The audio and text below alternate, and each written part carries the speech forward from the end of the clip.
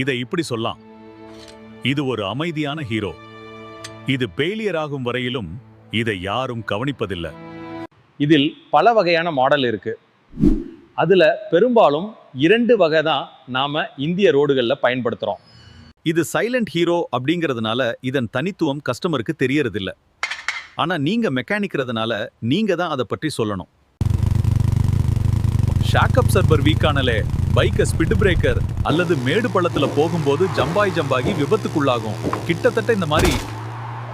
அதுக்கு காரணம் அதில் உள்ள கேஸ், ஏர் டேம்புடு அல்லது ஆயில், அது எந்த வகை அதிர்வு தாங்கியாக டிசைன் செய்யப்படுதோ அந்த தன்மை பழுதாக இருக்கும்.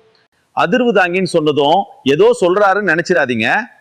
ஷாக் அப்சர்வர் இதன் சரியான தமிழ் சொல் அதிர்வு தாங்கி அல்லது அதிர்வு உறிஞ்சி, அப்படிதான் சொல்லணும். தமிழும் கற்போம். ஷாக் அப்சர்வருக்கு உள்ள மேடு பள்ளத்துல பைக் ஏறி இறங்கும் போது என்ன நடக்குதுன்ற விஷயத்தை அடுத்த வீடியோல பார்ப்போம்.